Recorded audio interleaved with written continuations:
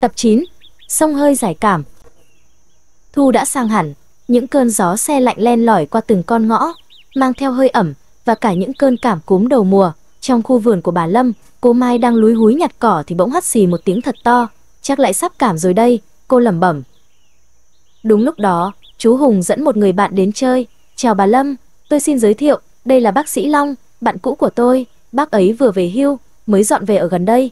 Bác sĩ Long, một người đàn ông có vầng trán cao và cặp kính tri thức, mỉm cười chào bà Lâm. Nghe danh khu vườn của bà đã lâu, bác sĩ Long nói, tôi cả đời làm việc với thuốc Tây, nhưng luôn tò mò về kho tàng y học cổ truyền của dân tộc. Khu vườn này thật là một báu vật. Cô Mai bước vào nhà, gương mặt đỏ bừng và trông mệt mỏi. Bà ơi, cháu thấy gai người quá, đầu thì đau, mũi thì ngạt cứng. Bác sĩ Long liền bước tới, với phản xạ của một người thầy thuốc, cháu bị cảm rồi, cần phải đo nhiệt độ ngay, uống một viên paracetamol hạ sốt, rồi vào nằm nghỉ là sẽ ổn thôi. Bà Lâm mỉm cười nhẹ nhàng, cảm ơn lòng tốt của bác sĩ, nhưng với chứng cảm phong hàn mới chớm này, chúng ta có thể dùng chính những cây lá trong vườn để giải cảm. Đây là cách ông bà ta vẫn làm, vừa hiệu quả lại vừa lành. Bà Lâm dẫn bác sĩ Long ra luống rau thơm. Vị thuốc đầu tiên cho bệnh cảm cúm chính là kinh giới. Bà nói, tay ngắt một nhánh lá, nó có vị cay, tính ấm, đi vào kinh phế và can. Y học cổ truyền dùng nó để phát tán phong hàn, làm cho ra mồ hôi, từ đó hạ sốt. Chị Thanh cũng từ trong bếp đi ra, tò mò lắng nghe. Bà Lâm giải thích thêm, khi mới bị cảm, cơ thể có triệu chứng đau đầu, sợ lạnh, sợ gió. Đó là lúc phong hàn nào đang xâm nhập vào phần biểu của cơ thể. Kinh giới sẽ giúp mở lỗ chân lông, đẩy tà khí ra ngoài. Đi cùng với kinh giới, không thể thiếu tía tô. Bà Lâm chỉ sang luống cây bên cạnh có màu lá tím đặc trưng. Tía tô cũng có vị cay, tính ấm, có tác dụng giải cảm, hạ sốt, nhưng nó còn có thêm công dụng làm ấm bụng, giảm ho, hóa đờm. Vì vậy, nếu ai bị cảm mà kèm theo ho có đờm, bụng dạ khó chịu, buồn nôn, thì dùng tía tô là hợp nhất. Lá tía tô còn là một vị thuốc an thai rất tốt cho phụ nữ có thai bị cảm cúm nữa đấy.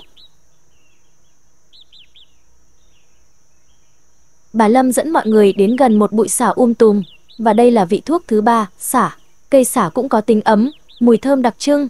Công dụng chính của nó là làm ấm đường tiêu hóa, giúp ăn ngon miệng, và quan trọng nhất là giúp thông khí, giải độc.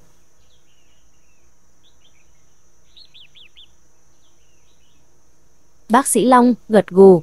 Thật thú vị, theo tôi biết, cả 3 loại cây này đều chứa rất nhiều tinh dầu. Tinh dầu có tác dụng kháng khuẩn, chống viêm.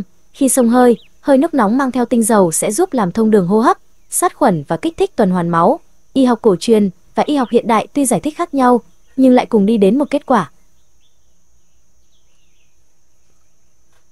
Đúng vậy đó bác sĩ, bà Lâm nói.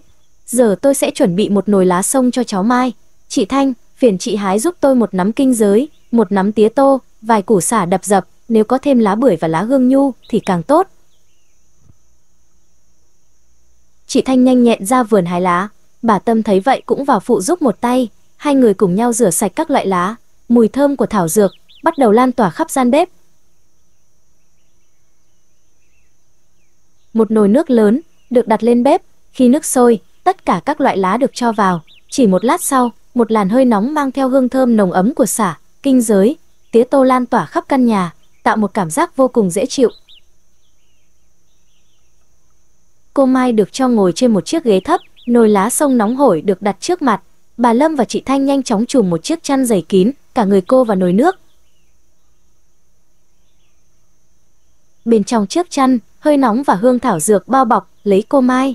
Cô hít thở thật sâu, cảm nhận hơi ấm len lỏi vào từng phế nang, mồ hôi bắt đầu túa ra, ướt đẫm cả lưng áo. Trong lúc cô Mai xông hơi, bà Lâm lại vào bếp chuẩn bị một nồi cháo. Bà giải thích với bác sĩ Long. Xông xong sẽ làm mất nhiều mồ hôi và năng lượng, lỗ chân lông đang mở, nếu gặp gió sẽ rất nguy hiểm. Vì vậy cần ăn ngay một bát cháo nóng để làm ấm cơ thể từ bên trong và bồi bổ lại sức lực. Đây là món cháo giải cảm, bà Lâm nói. Chỉ cần gạo trắng nấu nhừ, thêm vài lát gừng đập dập cho ấm bụng, và quan trọng nhất là một nắm lá tía tô và kinh giới thái nhỏ, cho vào lúc cháo vừa bắc ra. Hơi nóng của cháo sẽ làm chín lá, giữ lại trọn vẹn tinh dầu. Khoảng 15 phút sau, cô Mai ra khỏi chăn sông, mồ hôi nhễ nhại, nhưng gương mặt cô đã hồng hào trở lại, vẻ mệt mỏi tan biến. Chị Thanh vội đưa cho cô một chiếc khăn khô để lau người và thay quần áo sạch. Ngay sau đó, cô Mai được ăn bát cháo nóng hổi, vị cháo thơm mùi gạo, cay nồng vị gừng và thơm ngát hương thảo dược. Vừa ăn, cô vừa cảm nhận được một luồng hơi ấm lan tỏa khắp cơ thể, xua đi cái cảm giác gai rét lúc trước. Bác sĩ Long tiến lại gần, đặt tay lên trán cô Mai, thân nhiệt đã giảm rõ rệt. Ông ngạc nhiên nói, nhịp thở cũng đều hơn, không còn khò khè nữa, đúng là một phương pháp đơn giản mà hiệu quả.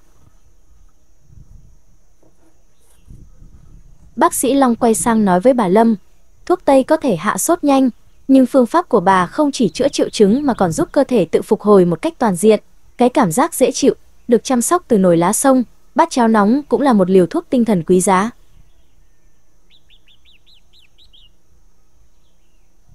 Lan vừa đi làm về, thấy mọi người quây quần liền vào hỏi chuyện. Nghe xong, cô bé hào hứng mở máy tính bảng ra tra cứu. Bà ơi, bác sĩ Long nói đúng đấy ạ.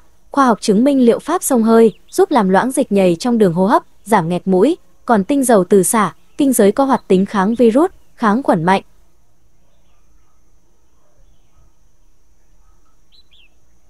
Chiều hôm đó, cả nhà quây quần bên ấm trà, gừng nóng.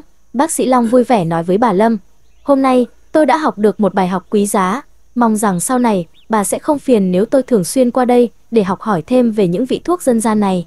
Bà Lâm mỉm cười, sự kết hợp giữa tri thức xưa và nay sẽ luôn mang lại những điều tốt đẹp cho sức khỏe con người.